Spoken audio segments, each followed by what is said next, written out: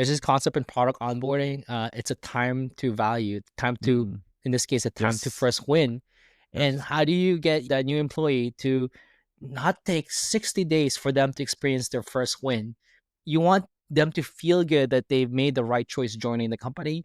You want the company, the team members to feel good that they've made the right choice in hiring you.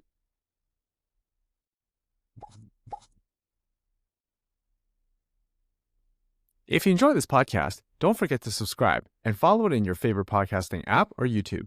It's the best way to avoid missing future episodes, and it helps the podcast tremendously. Welcome to the Unlock Potential Podcast.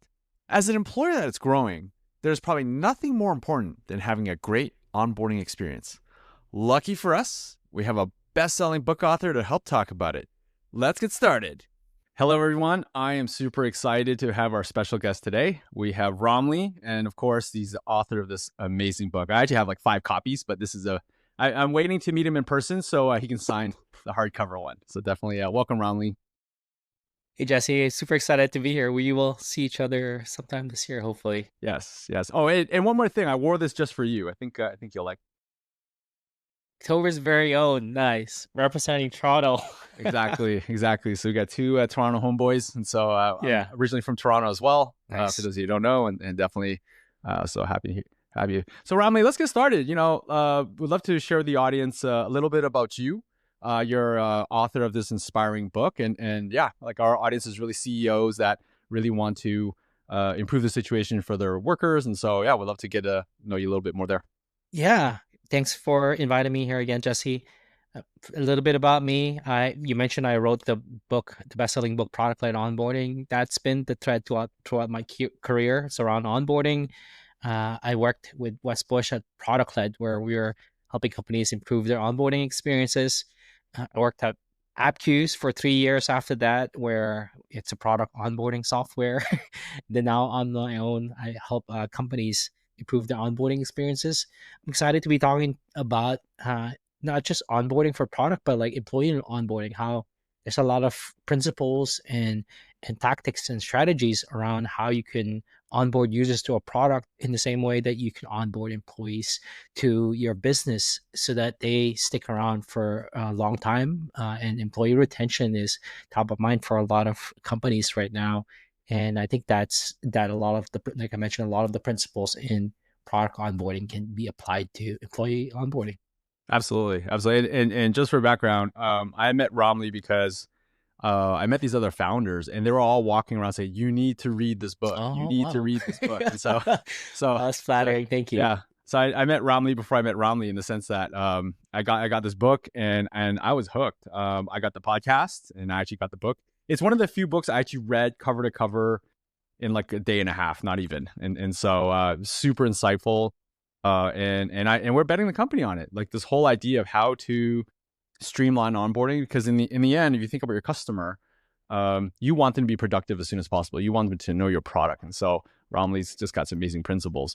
But with that, we want to talk about employee onboarding. So I think a lot of the things is when you make a hire, the first thing you do is, hey, how can they be engaged and how can they really like hit the ground running? And so, yeah, Romley would love to jump into that and get your thoughts on, how do we, what's a good way? What's a good strategy? How can we get employees onboarded, and also love to hear your experiences in that area.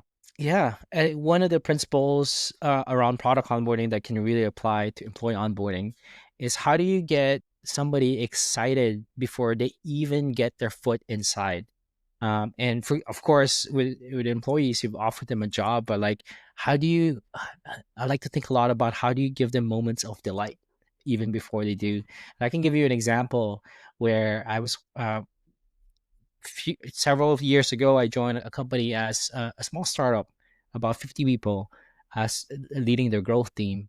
And one of the questions they asked during the employee onboarding, even before I joined, even before my first day, was, "So where do you live? We're going to send you a package, your computer, everything like that." And one of the last questions was, "What is your favorite candy?" I'm like, okay, this got to be like, I'm not sure what's happening here. I didn't expect anything in return. Maybe it was, in the beginning of the first day of the job. Usually there's, "Hey everybody, welcome. Here's our new head of growth, Ramley, and he likes I like coffee crisp, right? I coffee crisp."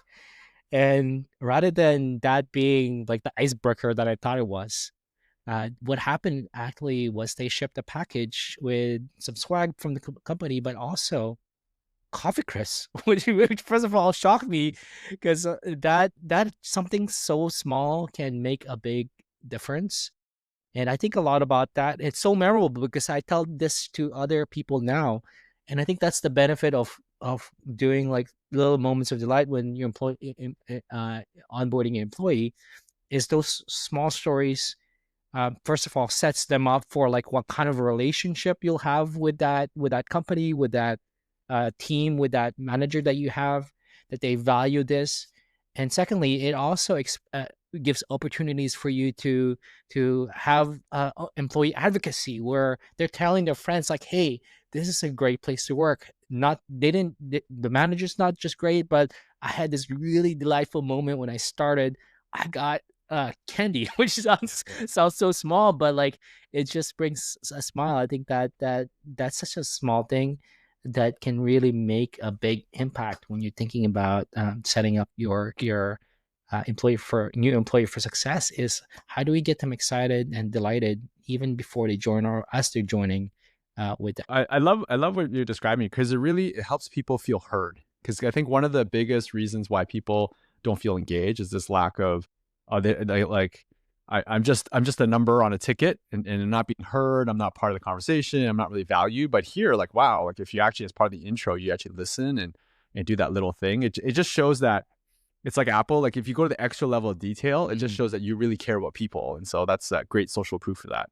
Yeah, no, that's such a good point. How feeling heard is super important because goes back to you're setting them up for what to expect when they join the company. And one of the things that you can really showcase during the employee onboarding is what does your company value, what does your founders value, and if it's about empathy, that's now the buzzword, like, oh, we have empathy for our customer, we have empathy for our employees, but like how does that show up? And this is such a great way to like we have empathy, and this is one of the small things that we do to show our company values, is through listening something small like sending candy over to you that you like.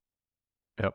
And then one thing I really love about your book, it's really like it's almost like what do you like a scripted journey experience, like when you onboard a person or a customer. And so you think about an employee, what's your advice? Because you always hear about the first 90 days. And Mhm. so how do you think about mapping out a journey, planning, and really delivering it in a meaningful way? Yeah, I would think about it in you're right. It's definitely mapping out like that first 90 days is super critical. I even like go deeper and break it down. So obviously there's the 90. There's certain milestones that you want in the first 90 days. But just like in product onboarding, you start earlier. What does the first day look like? What are some certain milestones? Are they going through materials? Are they going through that? And then the first 7 days, what do you expect them to achieve in that 7 days? And one of the things I remember joining that company is within the 30 days, they wanted me to achieve a small win, which is a very product onboarding concept. We're like, how do we get you a quick win? And the reason why it's important is so that we can announce it to the team that, hey, Ramley achieved this quick win. Like just kind of like getting the momentum going that he is already contributing to the team. So there was a lot of talk about how like what is the quick win that you want to achieve in the first 30 days that we can announce to the team. And after the 30 days, what is the 60 days and what is the 90 days? And I think that quick win concept is super important because it kind of motivates, like Yep. people in general love acknowledgement where like Mhm. you just did a good job, you achieved this win for us. And and it's not just for the manager, it's not just for the employee, but it's for the whole company. Like see this employee is achieving things and it already contributing right away, and it just doesn't make the employee feel good, but it makes the company feel good that we've made the right decision hiring this person. So I think that's part of that 90-day planning is what are like wins or mini wins or quick wins along that journey, that employee journey that you can provide them that can really set them up for success. It could be something as small as launching something, or actually, fixing, suggesting an improvement, or whatever that is. I think that's something that a manager and the employee can talk about the first day, where we let's work backwards from a win that we can celebrate together as a team. Love it. Yeah, because I won't name the company, but one of my first jobs as an engineer, I remember first day at work, and I got there, and then I was all excited. You go, oh yeah, let me give you this link. Yeah, let me know when you figure it out. I'm like, what am I figuring out? And at the time, again, I'm not gonna name the company, but it on average, it took almost 3 weeks to get a build running. So what I mean by that is, imagine you're a software programmer, and the Yeah. idea is download the source code and compile. In order to get it to compile, on average, for a new person, it'd be up to 3 weeks to figure out how that worked. Can you imagine? Like, so basically, your first month is like, not only is it not productive, it's just like you're sitting there trying to figure out how to set something up to compile.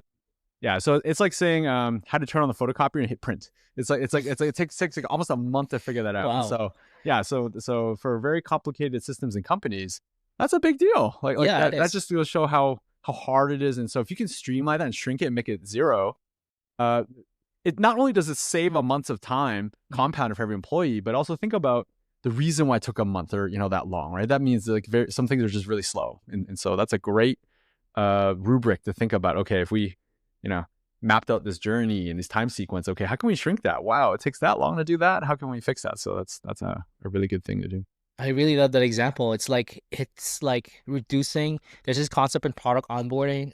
It's a time to value, time to, Mhm. in this case, a time to Yes. first win. Yep. And how do you get your employee, that new employee, to not take 60 days for them to experience their first win? Because then goes back to, like, you want them to feel good that they've made the right choice joining the company. You want the team members to feel good that they've made the right choice in hiring you. How do you shrink that time to first quick win, which I've never used in this context before, but Yeah. how do you reduce that time to first quick win as quickly as possible, so that you can like drive down and kind of get everybody excited that they made the right choice? Yeah, let's click on that. Can you share an example of a quick win that really shows the power of, like, oh, we never thought of that? That's a great idea. When I joined IPS, that was another thing that my previous manager talked a lot about. Actually, that's the concept. Well, kudos to them. They're an onboarding software. So Yeah, they were yeah. talking about, my boss, my previous boss, Eric, was talking about how, like, what is that first quick win? And it might not be like launching the first course, which takes some time, but I sent my first newsletter with which crafted a newsletter that I sent out under my name to like 30,000 people. In that newsletter, I was just like, oh my goodness, if I have a typo, then everybody gets it. And when I sent that, that was like within a week or two of me joining. He dropped in. We had the Win Slack channel, and kind of like announced everybody, like, hey, Ramli sent his first newsletter. People can read it here, and share it to the team. It's something so small, but the first of anything should ideally be celebrated. So the first newsletter, first doing something, the first code commit for engineers, the first, um, I'm not necessarily sure if it's the first shift, first suggestion, or first whatever that is. I think that is something that they need to find and kind of celebrate right away. And when he announced the wins, everybody said kudos. Whatever company communication you have, like it kind of, everybody's saying, "Oh, congrats, family! Love this newsletter send. This it really resonated with me. I'm going to share it with our customer and things like that." So I think that was a great feeling for me, that I like, oh, okay, cool. They are actually celebrating me, but it showcased to everybody that this is not, he's the new employee and he's actually contributing right away. Yep. Yeah, and the momentum's amazing, right? So you Oh, think that's about a a good word. new employee, right? It's like Yeah. boom, right out of the gate, you're moving. But whereas like imagine there's like speed bumps everywhere, and the mountain is taller and taller, and so yeah, Yeah, that's such a great word. I kudos for bringing that up. The whole momentum, like there is that snowball effect now.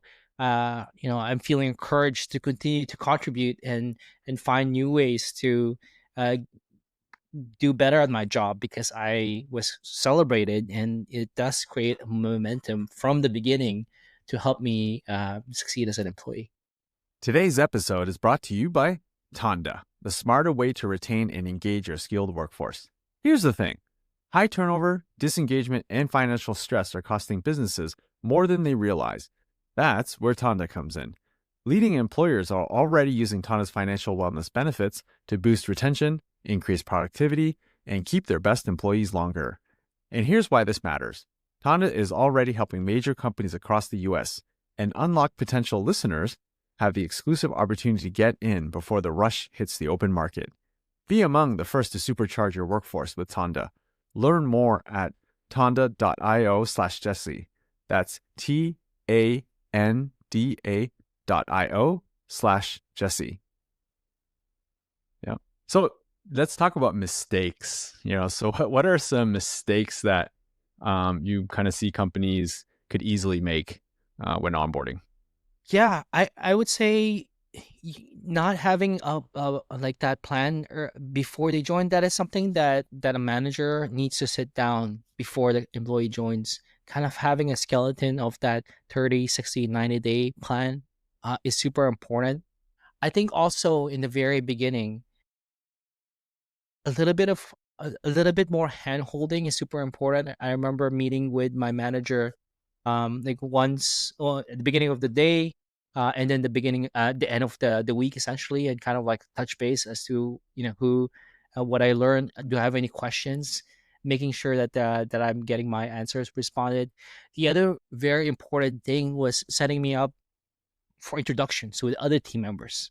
I think that's super important. So it makes it less awkward. It's like Ramli, we're gonna set up some meetings so that you meet like on calls with certain key members that you'll be working with, maybe outside of product, outside of marketing, and kind of like syncing with other team members that are outside of your current function, so that you know who they are, and if you need anything from them, that you can approach them and really reach out to them as well. And I think that's very important for especially where there's a lot of collaboration needed, that you set them up to introduce themselves, so it removes that extra social friction of like, oh no, like, who do I ask about this? Oh, you should talk to Jesse. It's like, I've never talked to Jesse. Now I have to send him a message. Hey Jesse, my name is Ramli, I'm new here. Can you help me out with this? And it's like, oh, okay. And then obviously you'll be a nice guy. I'm like, okay, sure, I'll help you out with this. But it's different when like we've already had a conversation on a call, and now it's like, hey Jesse, can you help me out? So it's less social awkwardness when there Yeah, I'd be like, "Hey, Ramli, you're the coffee crisp guy that's in the newsletter, right? There's 30,000 people. exactly. Kudos, no typos." And so, Right, exactly. No typos, exactly. So yeah, it does make it easier for people to know who to ask for certain things, and that does make it very helpful as well. yeah, no, those are great points because I feel like the best onboarding I experienced I had was you given a mentor and you kind of shown a little bit about like, hey, yeah, exactly, like here's where you get help here, here's where you get help there, and that goes because it's so intimidating, right? First day on the job, it's like, Yeah, especially if you don't know anyone, and it's scary. It's like, wow, I don't know anyone, and then you feel like right, imposter syndrome, feeling like being judged, right. and yeah, so just all these little things go a long way to really like it's such a but in contrast, like imagine a really great onboarding experience versus very bad. Like that bad, again, momentum can carry through Mm, all the way to the end, right? Where yeah. if you don't start off on the right foot, like just like they say, first impressions matter a lot, right? It's really hard to overcome a bad first impression, and so this definitely sings volumes to that. Yeah, it is. I think that is a key takeaway from here. Like, first impressions matter, and we instinctively notice, managers notice that when they do interviews, or they go on their first dates, or they go on networking, that first impression matters. And as a manager, your role is, how do I make that my new employee have a great first impression to everyone? And setting them up for success means that you, a lot of the things we were already talking about, giving them the first quick win, setting up introductions, and setting up their 30, 60, 90-day plans so that they're continuously being celebrated, are part of getting them that first impression, is great for everybody all around. And to kind of go like a little bit 30,000 foot view, I love how you mentioned you teach the principle of like you call it moments, right? Like you mentioned about moments of delight and then culture and values. But yeah, how do you see the continuum, how they fit together? Like back to this like, initial call it cohort of 90 days or whatever time vector. Yeah, I totally see where delight can be added in there, and like really like mapping out that employee journey. That's a thing that is different from employee onboarding to, let's say, product onboarding, where with the employee onboarding, I would involve the employee a little bit more in that journey, and even like asking them what is the win that they want to achieve. Uh, I remember when I joined AppQs, Eric gave me the skeleton of what he thought the 30, 60, 90-day plan was. But one of the first week plan was like, Ramley, take this and add to it or remove it. Like this is just a basic layout. Feel free to continue to add. Here's what I think that you can achieve, but please take it. It's yours. This is your onboarding. I'm giving you that ownership to help you onboard. Obviously, he's setting me up with all the introductions, but like making sure that I ask the right resources and all that. Speaking of which, I think that's another mistake that we want to avoid. Is part of that 30, 60, 90 days is having a clear list of like what resources or access that employee needs to have, and almost like a checklist. So if they're, part of onboarding is getting them onboarded into platforms, like the payroll and all that stuff, communication. And I think creating a checklist, which is a very onboarding product onboarding, which I love, because checklists help you kind of stay organized and make sure that the user, but also the employee know what they need to get done or get access to so that they continue along the way. Great point. Yeah, and so yeah, when you think about onboarding, I guess there's like a collection of things, right? A collection of I call it documents or other things. And so, what's your advice on how to modularize that or contain it so that you can find it all in one spot? Like, what's the go-to thing to do there? Yeah, I think it depends on what kind of resource people already have in terms of like centralizing all of those documents, depending on what people are using. For the places I worked at, we use Notion or Asana or Trello. Those are all digital software that it's mainly used for project management. Funny enough, but you can use it for employee onboarding so that people have all that documents as well. I think whatever is most accessible to the employee, it could be as simple as an Apple Notes or like Android Notes, whatever it is. I think having that available and making sure that it's all in one document or one folder that they can access right away is very, very important. And as long as it's accessible to the employee and the manager, I think that would be very helpful already, just to set them up for that success along the way. Cool. And what are your thoughts about training? Do you think Mm. there's a lot of companies that want to, hey, like, do have mingle some kind of training and packaging that? And what's your advice on that? Yeah, I think the training is super valuable in terms of like getting the people to know what the company does and what kind of products that they have. Not just like, hey, here's our product, go check it out. More like if there's any kind of courses that they have. I know when I was going through at AppQs, we somebody from support created like a course using Thinkific, which is a course platform, and like had videos of what to do in AppQuiz and all that things. One of the other training that I got as well, and I know some companies do this, where they have like something called the support week, where you give them like a week to like field all the some of the calls. So they didn't just throw me in there. It's like, hey, Ramley, you're in charge of all the support calls for that week now, but more so support tickets where I'm working with one or two other support specialists or support managers. And if I get stuck, I do respond to it as well. I think in context with other companies, I think that part of like the employee knowing what the company does and what are their values, it's very important, and not just get giving it to them right away, just actually giving them some kind of structure to learn all that stuff. Yeah. Why do you think values are important? Definitely, Mm, you hear this a lot, but it's kind. I think it's kind of like lip service for a lot of leaders mm. too. But I don't think they actually truly understand the essence of the value of values. But yeah, I agree. I think that is true. I think for a lot of companies, they're like, "Oh, go pick five nice words that they would make everybody feel good." And it's like, "Oh my goodness, that's it. That's the values."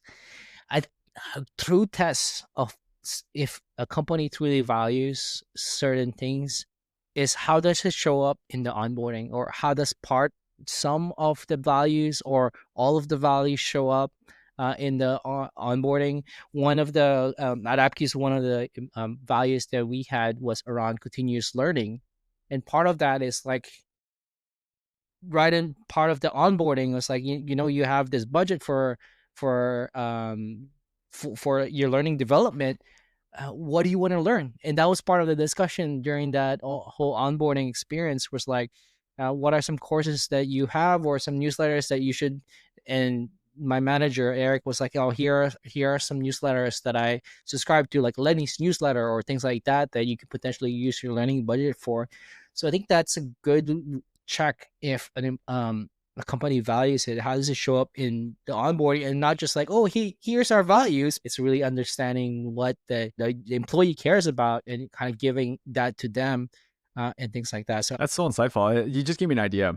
So imagine at the end of onboarding, we haven't shown you our company values yet. Then we ask you, given the experience you've experienced so far, what do you think our values are?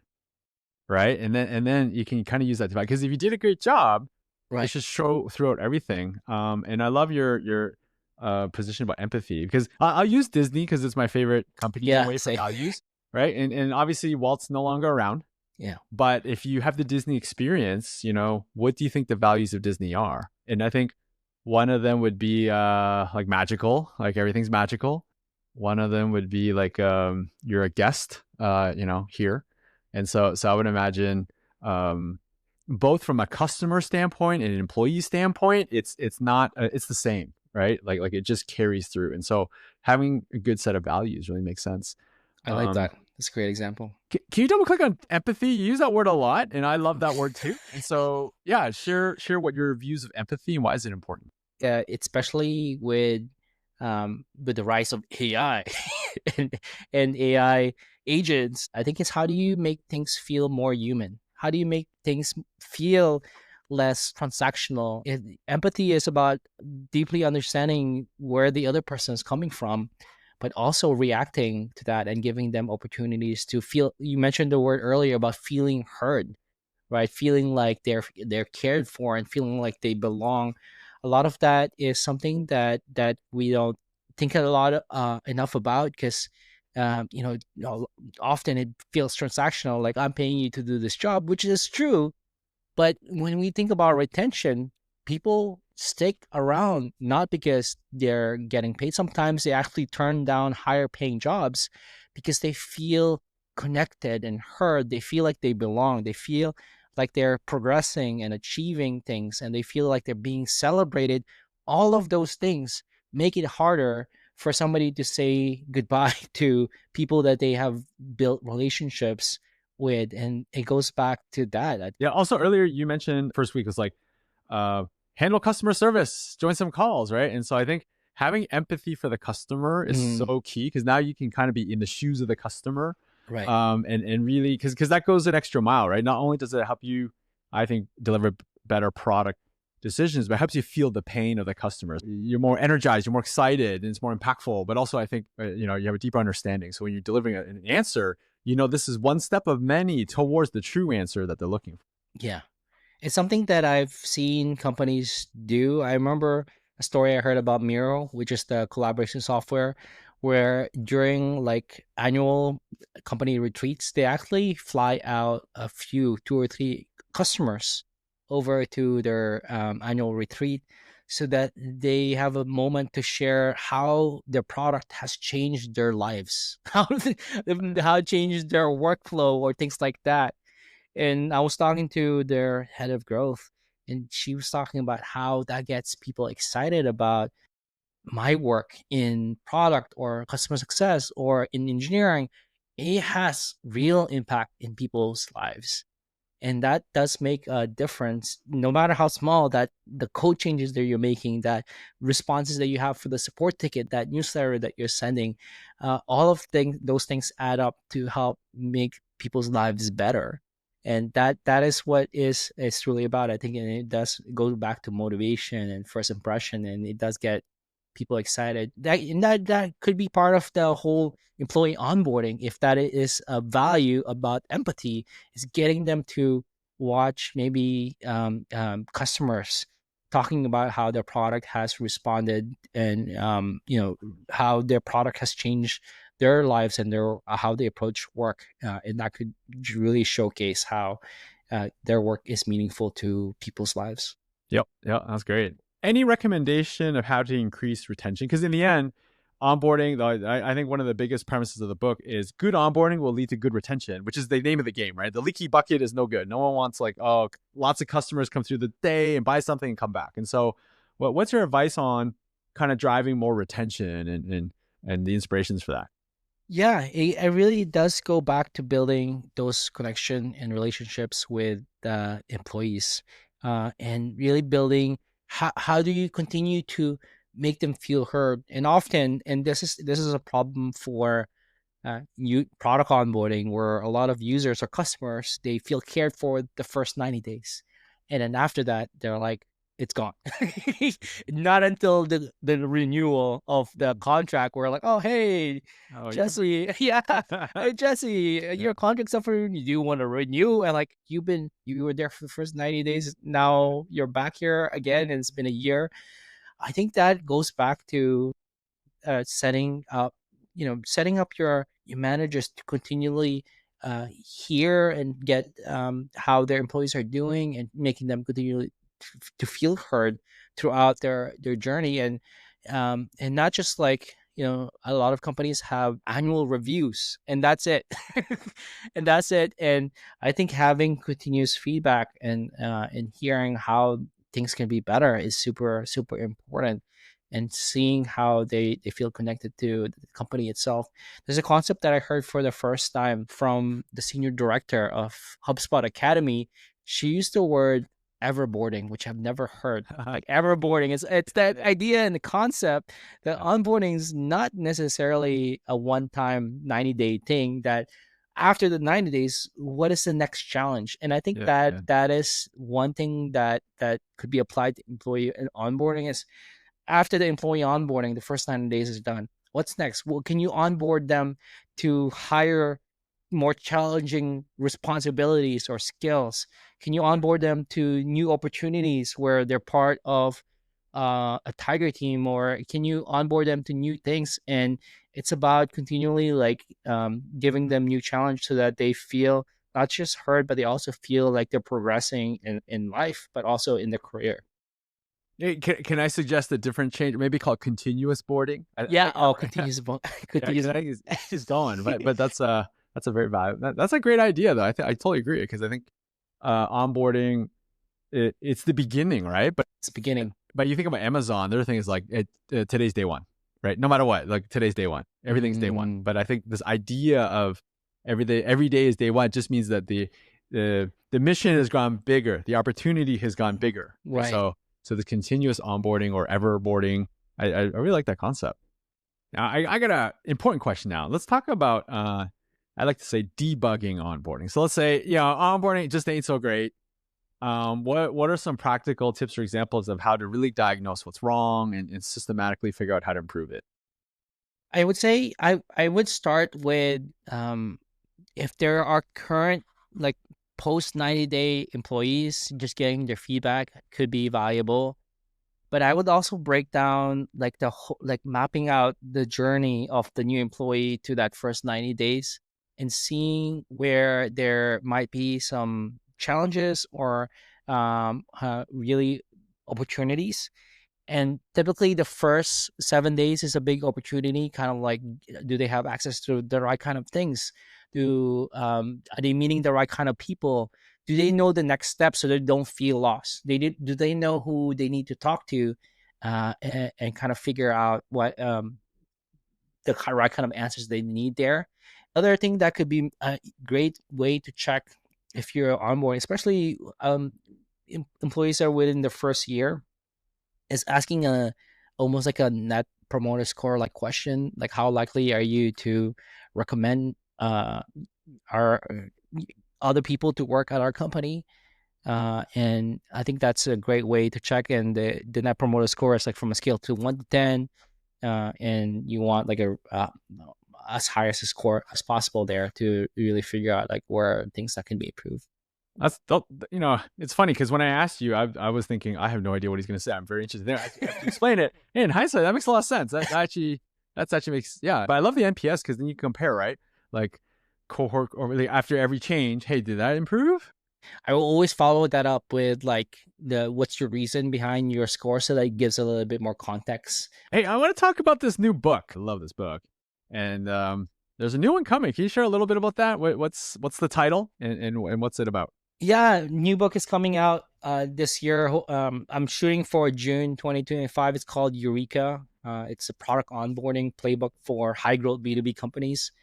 And one of the things that I found beyond product led, which is more in product or self serve, is as B2B companies scale, they have challenges that in product self serve experience can't solve by itself.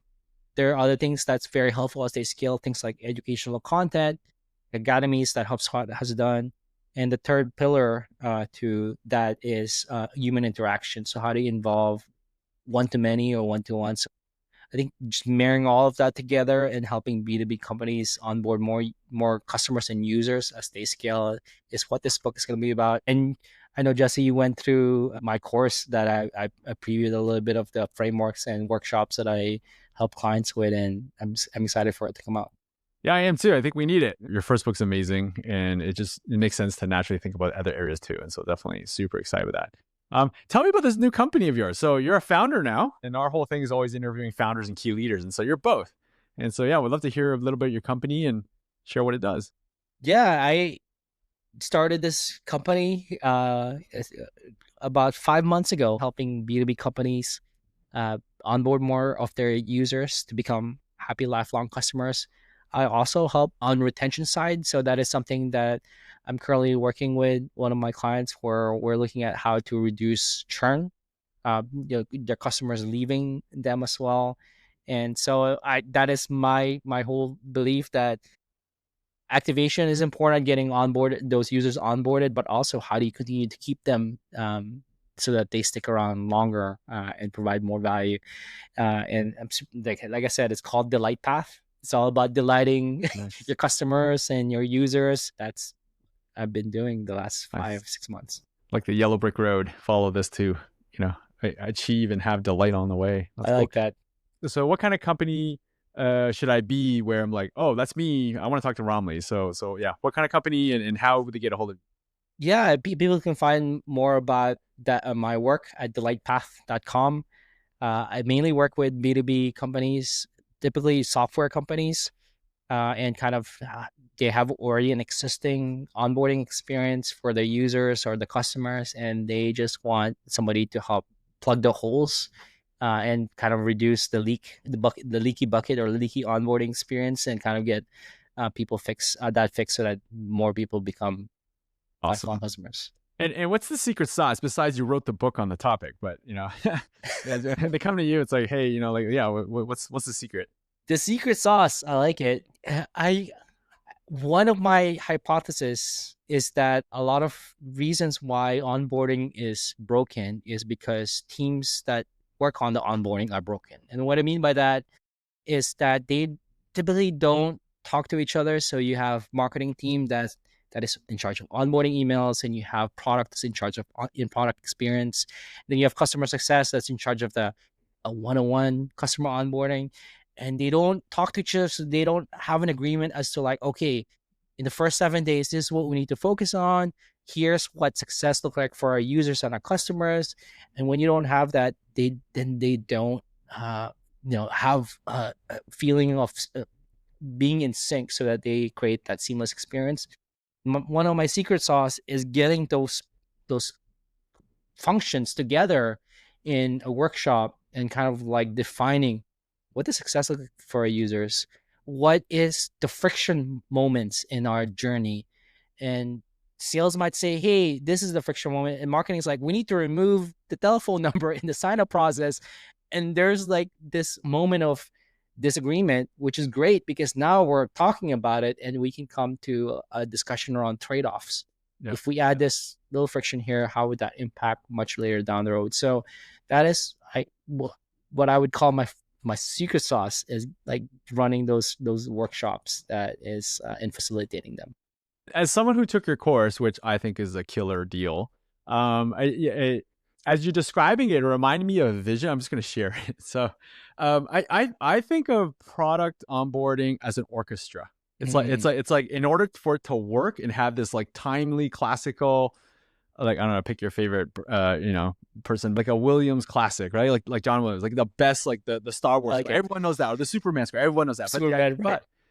But if there's one person out of tune, one thing wrong, the whole thing's dead. Like everyone knows, right? And when I think of Ramli, I think of the maestro. He walks in, he's the conductor, and then he knows like you got to go a little bit slower so those people can catch up, and then you can have harmony. But then what's one thing that's not clear, and you didn't share this as a secret sauce, is it's actually who you know. Because when I took your course, I was so impressed with some of the other people that you bring in to help, where not only is Ramli, like in my view, a great conductor, he knows when the orchestra is in tune, but if something's wrong, he'll know the expert to bring in.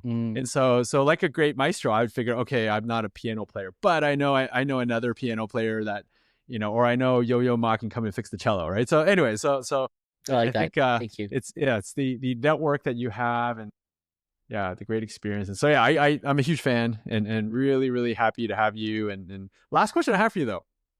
If you were to give a single piece of advice, what is the most important advice you would give to a founder or CEO, someone who hires mainly like a blue collar task force? I would say, what does success look like for the user? And I feel like that really applies to employee onboarding. Is what does success look like for them? And beyond just the salary, like where do they see themselves, the next 5-10 years? And really understanding, and if they want to be a founder, one of their roles is like, hey, I'm here, but one day I want to be a founder. Now you understand their motivation a little bit, and kind of help them with that, and that opens up dividends in the long run. So I think understanding what success look like for your employees early on can help you kind of craft experiences and give them opportunities to grow into what they want to do, so that they feel a little bit of loyalty to what you're doing as well. Awesome. Thank you again. Really appreciate the time. Pleasure having you. Thank you. Appreciate it.